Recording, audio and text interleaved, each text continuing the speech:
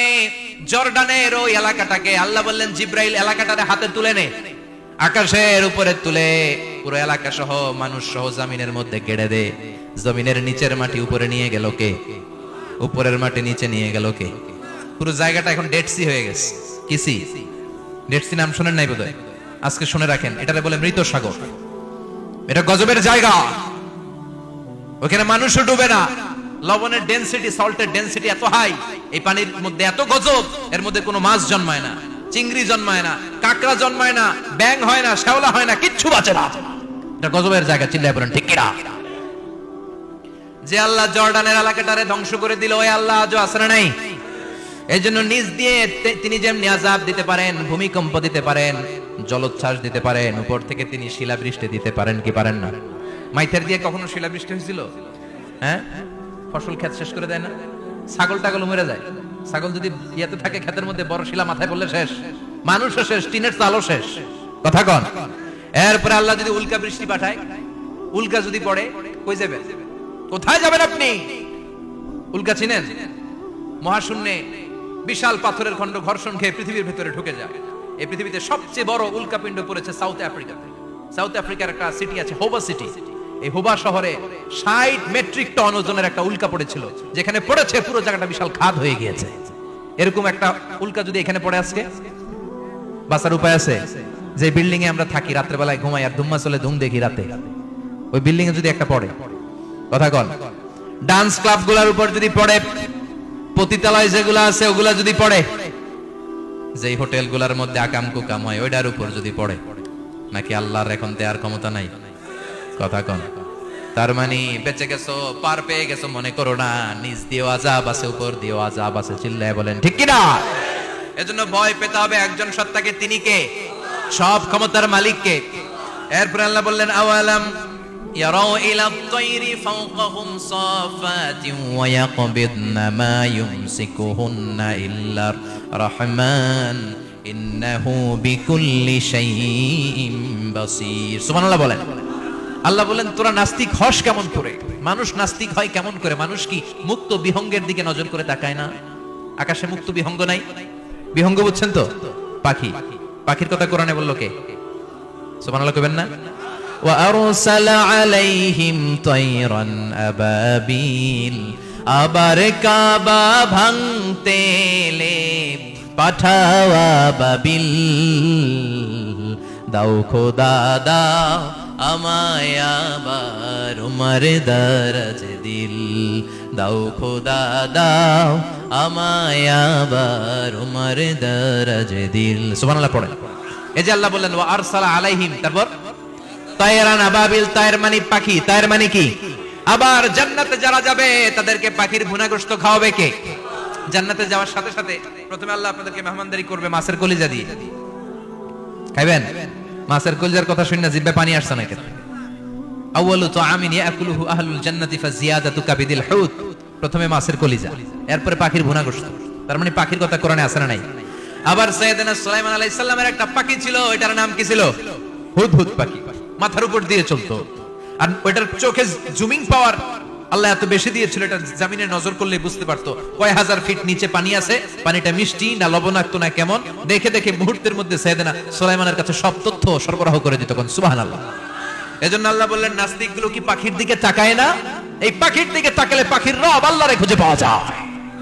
পাখির দিকে তাকালে, মুক্ত বিহঙ্গের দিকে তাকালে কেমন করে পাখিগুলো উড়ে যায়। এই পাখিগুলো আকাশে ধরে রাখে কে?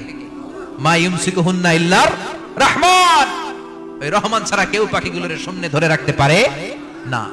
কত শত আয়াতে যে আল্লাহ পাখির কথা বলেছেন হিসাব নাই। কত ধরনের পাখি যে আল্লাহ বানিয়েছেন কোনো হিসাব নাই। আপনারা ঘরে জিওগ্রাফিক্যাল চ্যানেলগুলো দেখেন? হ্যাঁ, না জি বাংলা দেখেন? স্টার জলসা, কিরণমালা কি দেখেন? জিওগ্রাফিক্যাল চ্যানেল দেখবেন। ওখানে দেখবেন একটা পাখি আল্লাহ তৈরি করেছে, পৃথিবীর সবচেয়ে ছোট পাখি, নাম হলো হামিং বার্ড। কি নাম? The smallest bird ever in the world. সবচেয়ে ছোট। এটা প্রাপ্তবয়স্কে 3 থেকে 5 ইঞ্চি লম্বা হয়। এটার পূর্ণ যৌবন এটা লম্বা কতদূর? 3 থেকে 5 ইঞ্চি। এটা প্রতি সেকেন্ডে ডানা ঝাপটাতে পারে 80 বার। কয়বার? আমাদের ডানা আছে না 2টা? আপনি আপনার ডানা 1 সেকেন্ডে কয়বার ঝাপটাতে পারবেন? হ্যাঁ, আমি ঝাপটাইলাম, কয়টা হইছে 1 সেকেন্ডে? হ্যাঁ, তিনটা চারটা ঝাপটা দিতেই আমার সেকেন্ড শেষ, কিন্তু এই পাখিটা প্রতি সেকেন্ডে তার দুই পাখা ঝাপটায় কয়বার? পৃথিবীর সব পাখি সামনে ওড়ে, তো এই পাখি সামনে যেমনি ওড়ে এট দ্য সেম টাইম এই পাখি পিছনের দিকে উঠতে পারে। সুবহানাল্লাহ, বাড়িতে যাই বললেন।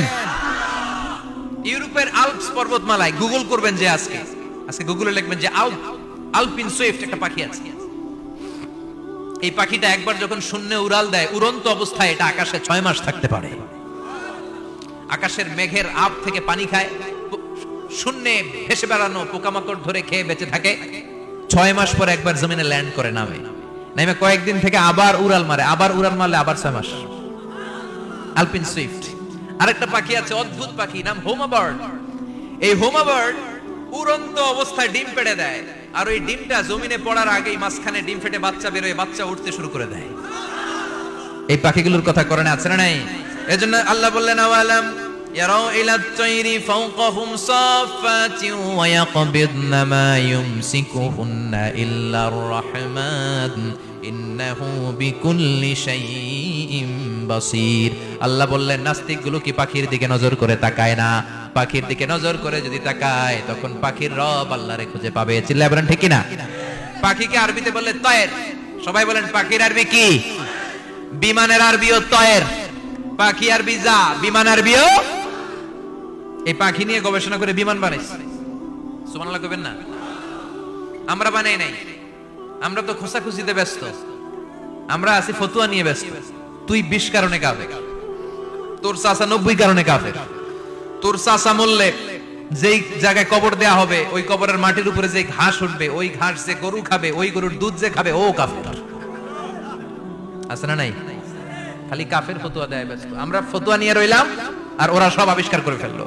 উইলবার রাইট আর অরভিল রাইট, এই দুই ভাই 1903 সালে এই বিমান আবিষ্কার করেছে এই আয়াতের উপর গবেষণা করে।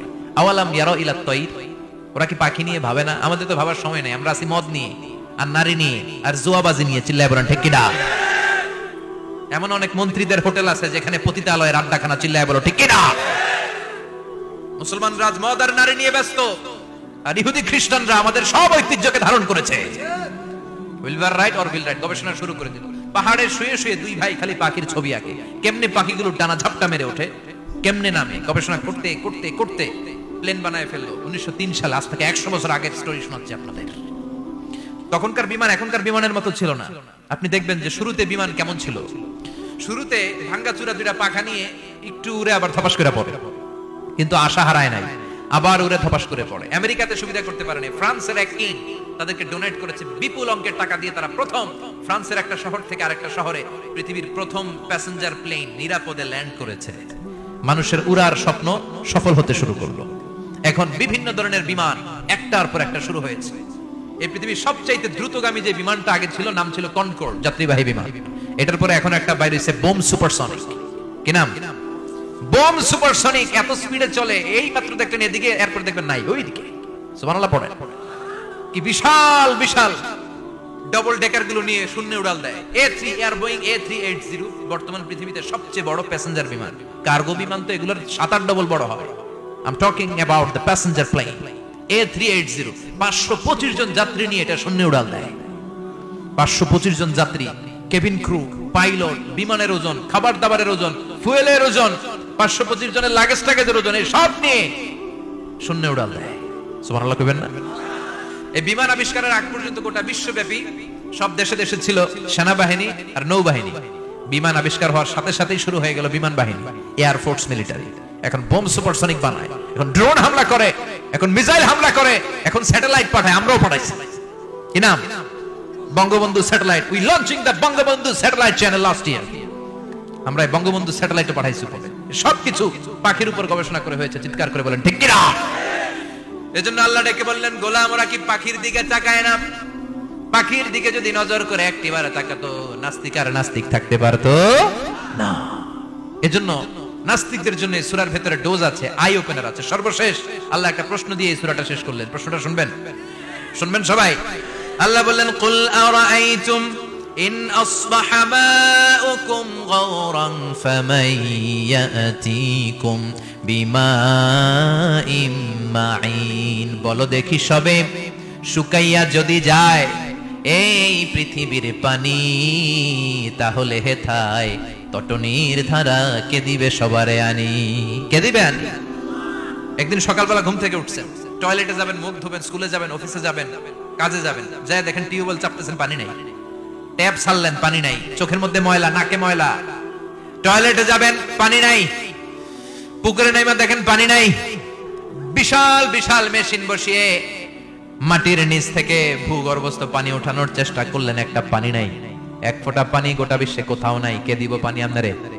পানি সম্পদ মন্ত্রী দিব, ডোনাল্ড ট্রাম্প দিব, শেখ হাসিনা দিবে? কেউ দিতে পারবে? এক ফোঁটা পানি বানানোর ক্ষমতা আমাদের নয়, ঠিক কিনা? পানির বৈজ্ঞানিক নাম হচ্ছে H2O। কি নাম?